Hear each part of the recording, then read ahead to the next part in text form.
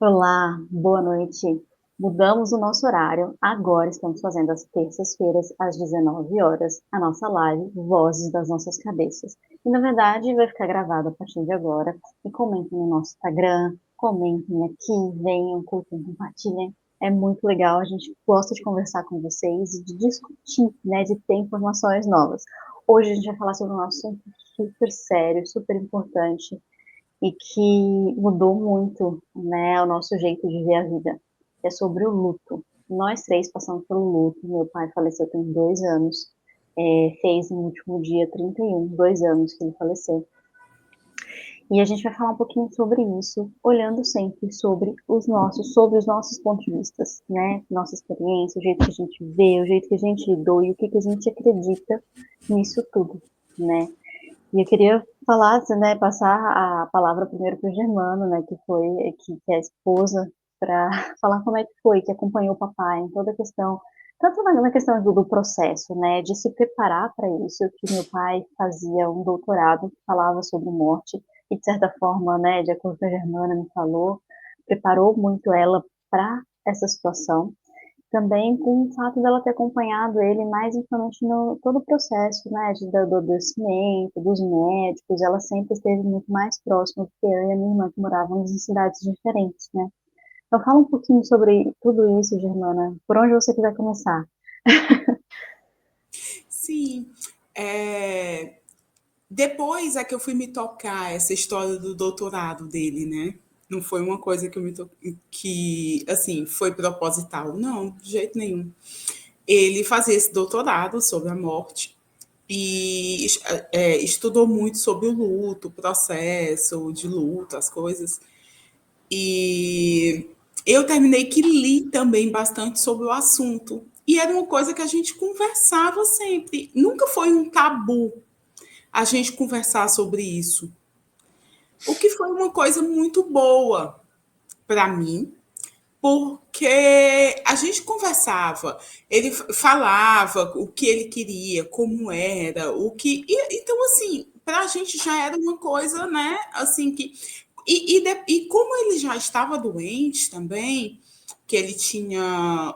Já estava doente há 8 anos e tudo. Tudo bem que ele estava super bem, né? Ele só piorou mesmo nos últimos 6 meses, é que realmente ele piorou. E piorar mesmo, assim, de ficar debilitado, foram 45 dias. Então, foi rápido, né? Mas a gente tinha total consciência, tanto eu como ele, a gente conversava abertamente, ele sabia tudo o que estava acontecendo, assim, os médicos conversavam abertamente com ele, dizia totalmente a situação, assim, tipo, ó, tá chegando uma fase que é assim, é o cobertor curto, certo? A gente cobre o pé, mas está descobrindo a cabeça. Então, assim, a gente tem que meio que pesar o que vai fazer, o que deixa de fazer. E a gente tinha uma noção, né, do que estava acontecendo, que estava chegando realmente, que as coisas estavam caminhando realmente para ele partir. E isso a gente conversava, ele dizia o que ele queria, como que ele queria que eu fizesse. E assim, ele sempre muito preocupado comigo, o Elcio sempre muito preocupado como que eu ia ficar quando ele fosse e tal. E isso a Eu gente acho que posso pode. ir comentando junto? Tem a questão da idade também, né? Por ter uma diferença de idade muito grande, eu acho que ele tinha muito clareza que ele ia embora primeiro, não tinha Sim, pronto, claro, não tinha pra onde tinha, correr, tinha, né? tinha, tinha clareza disso.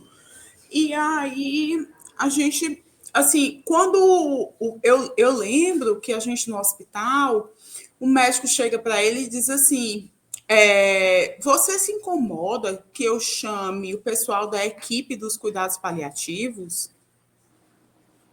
Porque as pessoas elas têm essa coisa, não só em relação ao luto, né, que é um tabu, como assim, cuidados paliativos. Ah, não, cuidados paliativos, meu Deus, não sei o quê.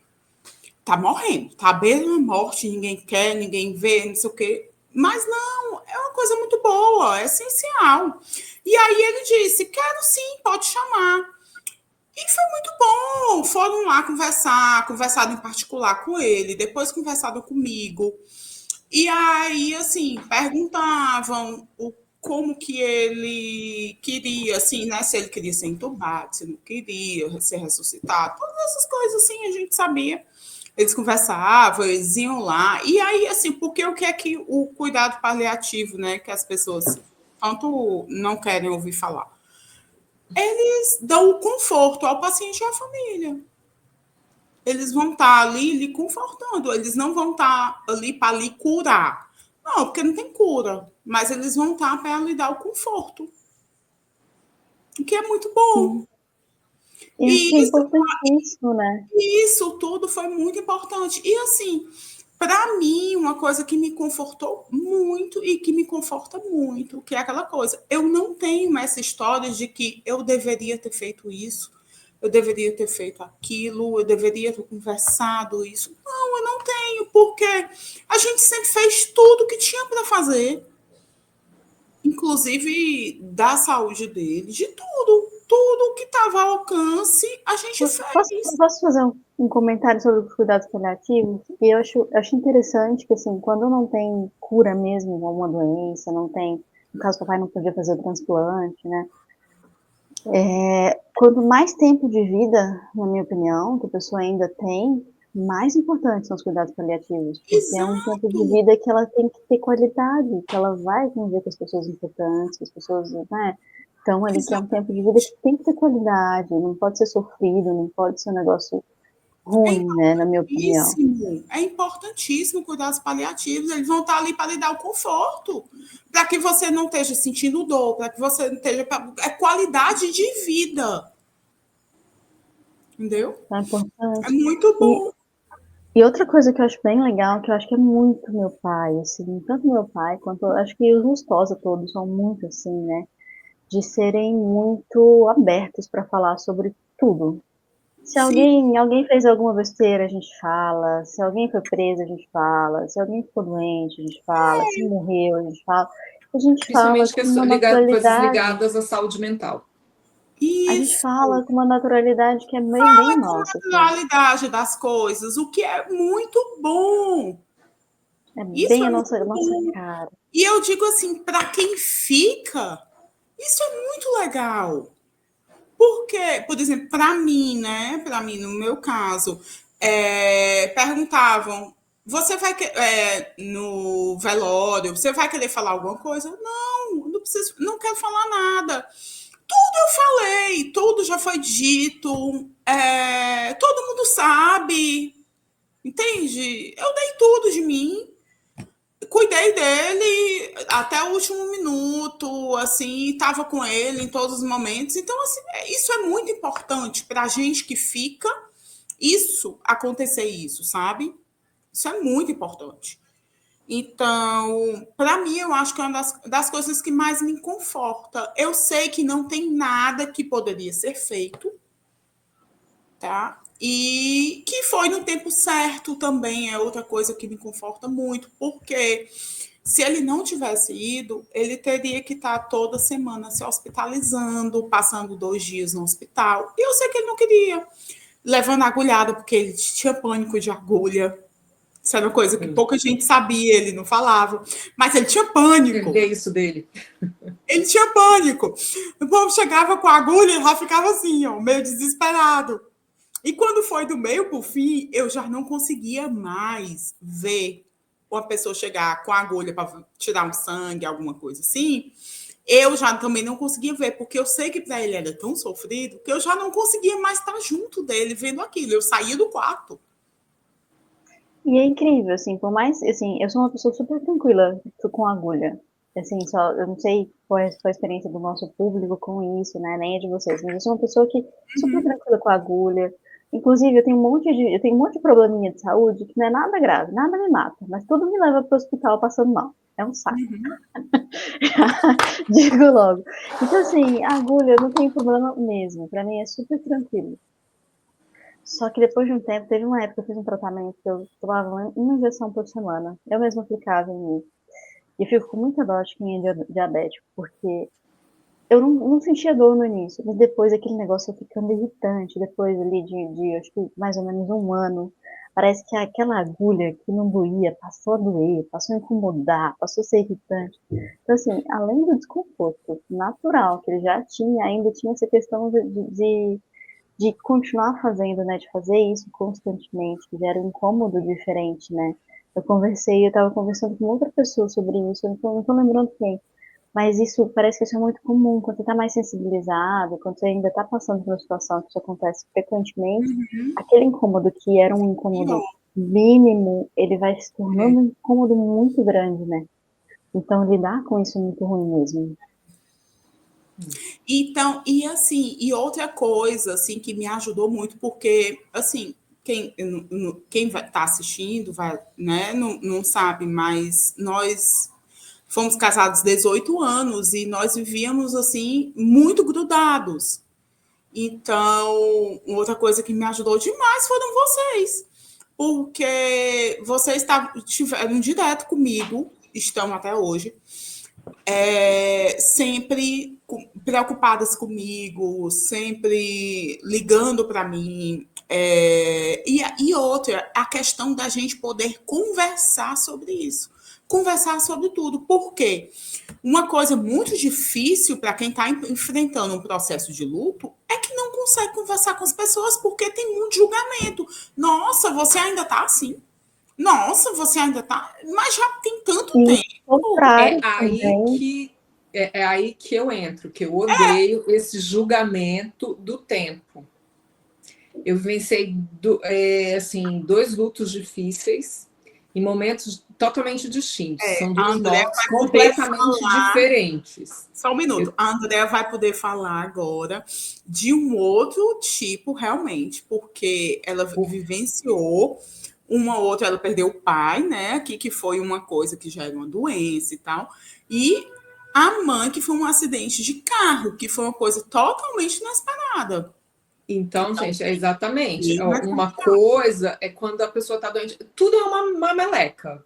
Não vou mentir, tudo é uma droga. Assim, pelo menos do meu ponto de vista, porque a gente, isso é do Ocidente, tá? A gente não é preparado para a morte, a gente É, sabe que a gente nasce e morre, são 2 certezas na é. vida, mas a gente não é preparado para a morte e a gente encara a morte como uma coisa diferente, uma despedida, uma coisa ruim, a gente encara assim. É ocidental, não Com adianta, por mais que você tenha certeza. religião, por mais que você tenha fé, a gente tem essa coisa do E a gente Ocidente. questiona. Por mais que você tenha a fé e tenha a religião, você vai questionar. Nossa, mas por quê? Por que isso? Por que Não, mas a assim, mãe? o papai, por mais que ele tenha morrido, já tinha 75 anos, estava perto de fazer 76, por mais que tenha sido, ainda para mim é duro. Porque é uma família que geralmente as pessoas chegam aos 90. As mulheres sempre, tanto a família do meu pai como da minha mãe, chegam aos 90 anos.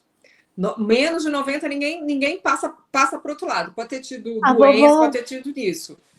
A vovó, a mãe do nosso pai, viveu 106 anos, né, gente? Então, o nosso 106 pai anos, ainda 10 meses e alguns dias. muito, Então, muito, quase muito, muito muito complicado. Então, novo Quase para a média da nossa 107. família. Então, assim, é muito o papai, por mais que fosse uma coisa que a gente está esperando, a gente já sabia, para ele foi um descanso, foi tudo. Tem toda essa dificuldade. Eu falava com eles quase que diariamente, às vezes eu não falava com ele, mas falava com a Giovana, porque ele ficava do lado, não quero falar agora, porque ele tinha também seus momentos assim. Ah, e como tinha? Mas assim, mas ao mesmo tempo era assim, Enjoado. eu não quero falar, mas quero ouvir sua voz. Então você tinha obrigação de ligar todo dia, tá, gente? É. E eu tinha, assim, tanto do meu pai quanto da minha mãe e do meu padrasto, que eu não tive padrasto, eu tive uma sorte de ter um segundo pai, uma pessoa que foi como um segundo pai para mim.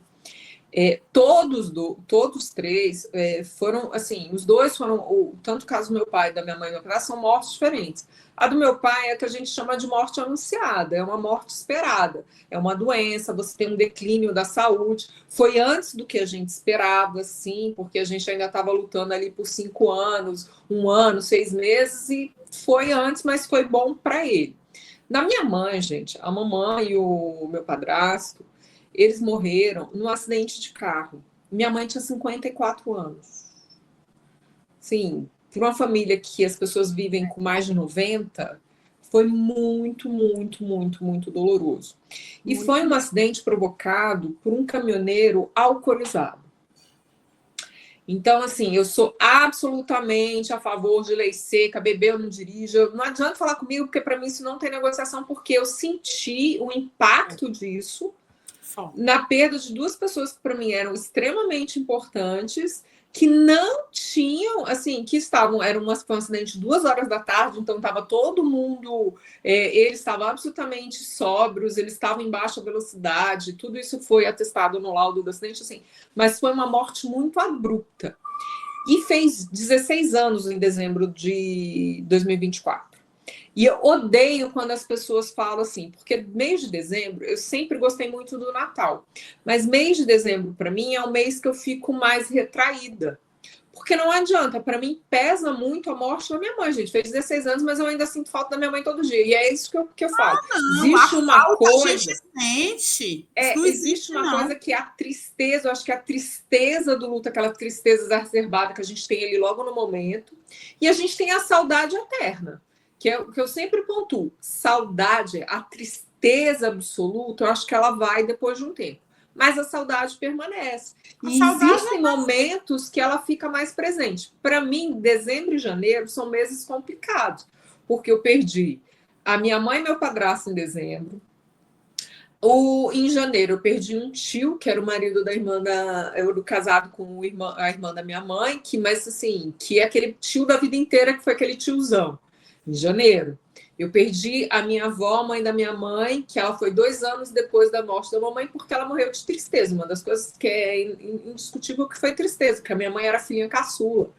E era com a minha mãe que ela morava. Então, ela tinha tudo era da minha mãe. Então, 2 anos depois, era uma pessoa que a gente tinha certeza que chegava ao 100, e se foi antes, por conta dessa tristeza, porque ela enterrou um filho. Não existe, gente, um pai e uma mãe que enterra um filho, é uma dor inenarrável. Não tem o que você dizer, é uma dor, essa dor não tem luto, não tem não, é a dor que fica para sempre, porque não é natural, essa morte não é natural, um filho ir antes de um pai não é natural, então existiu isso, e aí eu falo sempre, então são 2 meses e depois vem o meu pai, também em janeiro, então são 2 meses que eu gosto de ficar mais retraída, que assim, não é que eu não vou, não me divirto, não faço, mas são meses que eu me deixo mais assim.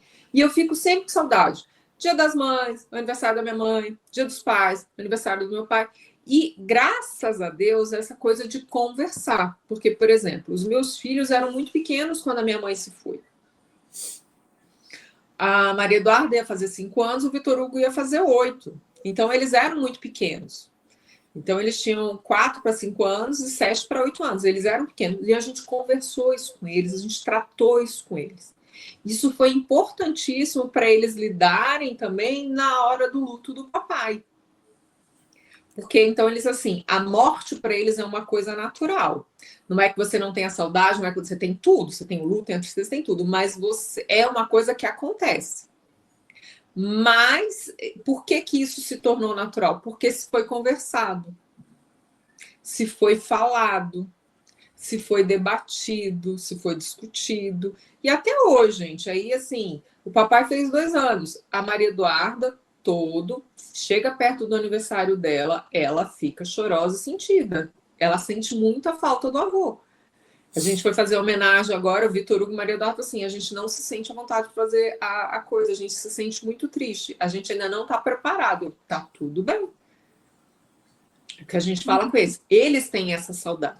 Eles lembram, eles falam muito, a gente lembra da vovó e do vovô, além da gente manter as histórias de quem se foi, como diz a Duda, eu não sei explicar, mas eu ainda lembro da textura da camisa do vovô Paixão, que era como ele chamava o meu padrasto, eu ainda lembro, Vitor Hugo, eu ainda lembro de assim, eu lembro da piscina, de estar na piscina pedindo pipoca para minha avó, isso 11h30 da manhã, tá, gente? Para minha mãe, que era a vovó Paixão, 11h30 da manhã, tá? Ela dava.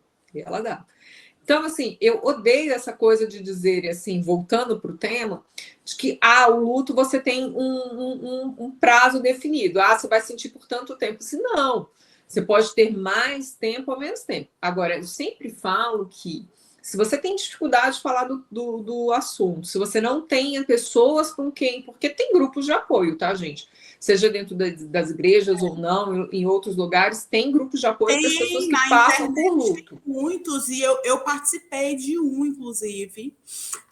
Quero saber dos detalhes. A minha sobrinha, prima de vocês, Evelúcia, ela, inclusive, está com um grupo aí que é online, que é um grupo de apoio a pessoas em luto. Muito legal. Pois é, Muito então bom. essa é a importância, porque para você ter o apoio, porque o luto, a gente tem que tomar cuidado. Eu não gosto que você dê prazo, mas a gente tem que tomar cuidado para o luto não virar uma depressão. Claro. Para o luto não é assim, porque a tristeza ela é inerente à existência humana e essas coisas de, às vezes o luto é assim. Então é importante o grupo, é importante ter alguém para falar, sem se dar prazo e sem se cobrar. Vivido. Ele deve ser vivido, deve ser sentido. E respeitar os momentos também, né? Porque eu passei pelo julgamento contrário.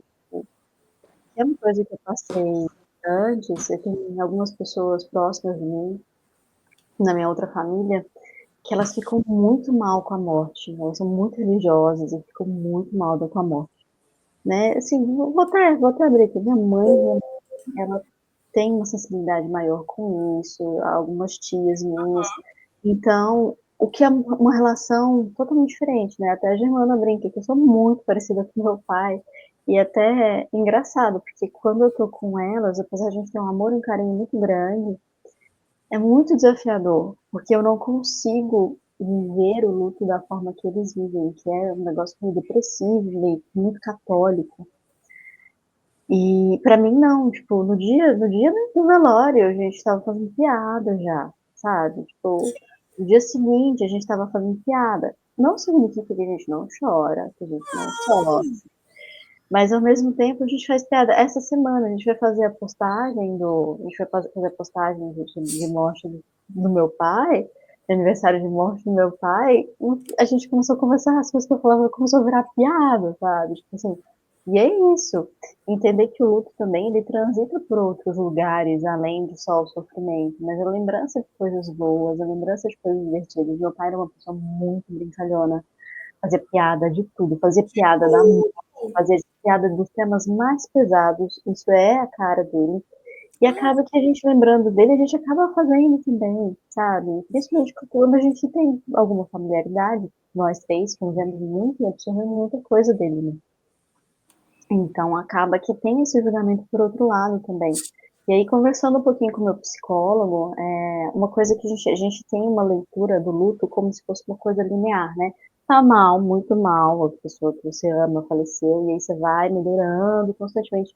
Não, o luto, ele vem em ondas, né? Então, tem momentos que você tá muito bem, tem momentos que você tá muito mal, e isso é independente do tempo, né? Então, assim, quando quando, quando eu cheguei aqui na Europa, né, encontrei amigos do meu pai, né, então foi um negócio assim, cara, foi como se meu pai tivesse falecido no dia anterior, porque ele tava aqui quase palpável, né, quase eu podia conversar com ele, por os lugares que ele esteve, e as experiências, as coisas, muito de coisa que fazia muito sentido, né, para ele, para tudo, né, das conversas que fariam sentido, sabe? Que eu não tive porque ele não tá mais aqui. Então, olhar também por essa questão de realmente o luto existe, a falta existe, e o tempo vai amenizando aquela dor inicial, mas ela volta, né? Ela passa, ela volta. E nos primeiros dias também, não necessariamente precisa estar chorando em depressão para você sentir. Cada um sente de um jeito. É interessante que a gente conversou, a Germana estava falando no início, das 5 fases do luto, né? Que ela não passou por isso, pelas 5 fases. Você passou, irmã, pelas 5 fases do luto? Eu passei. Eu sei que eu passei. Você passou? Não sei dizer, porque é aquilo que eu falo. Eu não acho que é uma fase, né? Eu acho que você não tem a fase. Eu acho que você tem Mas aquelas 5 fases da psicologia, que é negação, raiva, barganha, depressão e aceitação.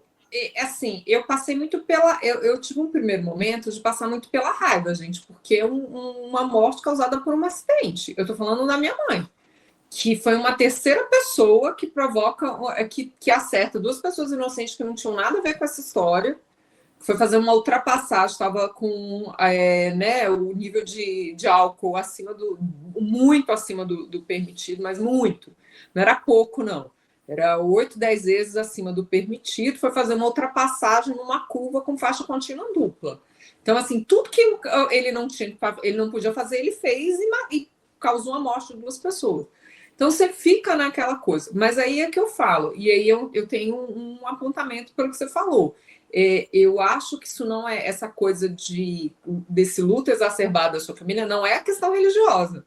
Porque eu, como católica e convivendo com muitos católicos, ao contrário, é a fé católica que, para mim, pelo menos as pessoas que eu conheço dentro da igreja, que são dos meus grupos de oração da igreja, é isso que nos permite passar até, assim, passar desse sentimento mais rápido. Então, assim, eu tive aquela raiva inicial, mas eu passei dela mais rápido. Eu acho que depende da comunidade religiosa, viu? Porque é bem religioso essa questão da minha família é bem religiosa, eu tenho certeza. Mas é o que eu tô falando, vai depender. A igreja católica que eu congrego e as pessoas com quem eu convivia naquela época, convivo até hoje, elas têm essa coisa da tristeza, você vive, porque, né, e ainda mais que somos brasileiros, a gente transborda sentimentos. Mas a fé nos dá muito essa coisa de você, para mim, né, gente, eu tô falando para mim como católica. A fé me dá muito essa coisa de ter certeza de que eu vou encontrar minha mãe e meu pai lá assim. Tem gente que fala assim, seu pai vai pro céu. Seu pai. Assim, na minha cabeça ele vai, gente. Ele vai. Até porque quando eu for pro céu, antes de chegar no céu, eu tenho o Papai do Céu e a gente tem muitas conversas para ter. Entendeu? Papai do Céu, Jesus, quem tiver no meio do caminho. Tem muitas coisas que eu quero perguntar, muitas coisas que eu quero saber. E assim, e é isso que eu falo assim, eu vivenciei as fases do luto. Você falando assim do luto dentro da psicologia. Mas assim, algumas mais rápido, outras mais. Assim, mas é assim. Mas porque aonde eu acho que eu fico mais nessa saudade que eu tenho até hoje. Não, mas conta da minha, para mim, tá, gente? Isso é a minha interpretação para o que eu vivenciei, o que eu sinto. A minha fé católica, dentro do que eu acredito, e também o meu acompanhamento psicológico, que eu fazia e faço acompanhamento com psicólogo, né, gente? Aí tem períodos que você sai da terapia, volta, mas, sim, naquele período eu fiz. Então, acompanhamento com um psicólogo, uma psicóloga da sua confiança. E a sua crença ou não crença, aquilo que você vivencia, isso vai te ajudar a superar melhor. Do papai foi uma relação totalmente diferente. A minha mãe foi absolutamente inesperado. É diferente. Porque para uma pessoa que tem uma expectativa de vida de no mínimo 90 anos, morrer num acidente de carro aos 54, provocado por um motorista bêbado, plena luz do dia, dentro da velocidade da via, tudo, a pessoa que morreu estava tudo certinho, você tem a revolta, você tem a raiva, se você vai trabalhar, mas você faz. O papai, então, foi mais dolorido. Para mim, a morte da mamãe foi mais dolorida por ser inesperada. A do papai, ela foi trabalhada. A gente passou assim, ele vinha muito tempo doente, lógico, a queda maior foi nos 45, foi assim, de dezembro, né, Germana? Assim, foi 45, mas a gente pode colocar ali 2 meses. Os 2 últimos meses de vida dele foram mais complicados. Mas a gente tinha, há um ano, a gente passou um ano, eu passei um ano falando com eles todos os dias. Então, eu tinha aquela coisa de estar ali, de uma certa forma, e ele viveu muitos tempos em Brasília, porque a Joana mora em Goiânia, então isso também complica. E aqui o papai morou muitos tempos em Brasília. Ele morou, saiu, voltou, morou muito tempo assim, e conviveu muito comigo e com os meninos, principalmente depois da morte da mamãe. Eu tenho uma pergunta para a Joana. Joana, você acha que você teve as fases do luto ou não? Porque as fases são, né? Negação, raiva, a barganha, depressão e aceitação. Tive essas fases muito fortes. Elas começaram antes mesmo de eu chegar em Fortaleza, porque eu não sinto que eu deveria ter feito algo diferente, porque eu entendo que eu fiz o que eu pude, o que eu dava conta dentro das informações que eu tinha, que eu lembro que eu liguei para a Germana, conversei extensivamente com a Germana, perguntei o que os médicos estavam falando e tudo. E aí, assim, eu estava me planejando, na época, os médicos falaram que o papai ainda tinha 1 ano de vida. É do que a E gente aí, imaginava, 6 meses a 1 ano, mais ou menos. A gente imaginava isso. 6 meses a 1 ano. E aí, o que que eu estava me planejando? Eu estava concluindo uma rotina de trabalho muito intensa que eu estava na época. E assim que eu concluísse essa rotina de trabalho, eu ia para Fortaleza, morar em Fortaleza, ficar perto do meu pai os últimos meses. Esse era o planejamento, apesar dele fazer birra com isso, né? Ele não aceitava isso. Ele falava assim: não, É parece porque que eu tô morrendo. ainda tinha mais esse detalhe. Ele nunca quis que ninguém mudasse a vida, nenhum filho, para ficar com ele, para tomar conta dele. Ele queria que todo mundo seguisse, né? Não era pra tomar conta dele, era por mim, era pra eu ficar perto dele. O problema é dele, se ele queria, se ele não queria. Cabeça dele, tipo, você estava indo para tomar conta dele. Então ele se sentia super mal, entendeu? Ele Oh, não meu queria. Deus. Aí Ele ele não queria, ficava, ele deixou bem claro não, que não ela vai queria. abandonar o trabalho dela, o marido, não sei o Não, quê. Aí ele nada, ficava, ia pegar tudo na mala. Então, assim, e aí, assim, eu não vi o papai nos últimos meses, né? Então, nos últimos, porque eu tava me organizando pra ir ficar. E, assim, deu uma diferença do dia que eu tinha passagem já marcada, confirmada pra ficar, pra ir pra Fortaleza. Eu acho que deu uma diferença de, não deu nem 10 dias, né, Germana? O dia que eu tinha agendado, que eu tinha passagem pra Fortaleza, o dia que o papai faleceu. Então eu não vi, não encontrei com ele, isso foi muito ruim, né? Por um lado, foi muito ruim. Então, foi uma negociação comigo mesma. Eu sou ateia, eu sou agnóstica, né? Falo isso desde o início aqui do canal. Muito, minhas crenças, mais uma vez, são muito parecidas com meu pai, com a do meu pai. Eu falo assim, não, não é por conta do meu pai, mas deve ser, né? Tipo, é só porque eu construí essa visão de mundo, porque é que faz sentido pra mim, né, de acordo com as minhas experiências, com o que eu estudei, é que faz sentido para mim. E a minha visão de mundo, minha visão religiosa é bem essa, né? E então era uma negociação muito assim, tipo assim, nossa, eu não, isso está acontecendo, não é possível, faltava tão pouco tempo, sabe? Como assim? Sabe? Como assim? Eu tinha, né? Primeira negação mesmo, assim, tipo, nossa, mas não, nem 10 dias pra eu ir ficar, tipo, me encontrar. E aí fui passando por todas as outras fases aos pouquinhos, e elas são fases mesmo de fiquei com raiva. E eu falo isso, né? Eu falei, eu acho que eu falei isso pra ele no velório, eu não falei pra vocês, fiquei com raiva dele. Eu não tive direito de morrer antes de me encontrar. Fiquei muito puta com ele, que ele morreu. E fiquei com raiva. Oh, caralho, não dava. E aí, e tudo, né? E, tipo assim, poxa, não dava pra. E todas as fases, né? Não dava pra esperar, tipo, e é incrível, assim. Eu tinha muita dificuldade de mostrar as minhas emoções em geral, assim. Depois que ele faleceu, isso ficou um pouco mais fácil, porque tava num nível incontrolável, né? Tava num nível que nem eu tentando muito conseguia controlar. Então, acabou que eu comecei a ter mais contato com as minhas emoções. Para mim, a terapia isso é muito legal, né? Porque eu tinha um distanciamento dos meus sentimentos, das minhas coisas, então eu tenho uma proximidade maior hoje, que veio disso, eu acho. E teve uma fase bem ruim mesmo, assim. Teve a fase que o Gabriel, eu tava na casa do meu irmão mais novo, nesses dias que eu estava de Fortaleza pro velório do meu pai, fiquei na casa do meu irmão mais novo, e meu irmão era casada e a esposa dele morava no, era casada e a esposa dele morava no interior, e ele foi passar uns dias no interior com a esposa e com a filha. E eu falei assim, não, eu quero ficar em Fortaleza, porque eu preciso ficar um pouco sozinha, eu preciso lidar com o que eu tô, sabe, eu preciso chorar em voz alta, né? Tipo, porque é isso, eu não consigo chorar em voz alta quando tem outras pessoas perto, né? É, Então eu chorar à preciso. vontade, sentir à vontade, sentir do meu jeito. É, exatamente. Uhum. Então,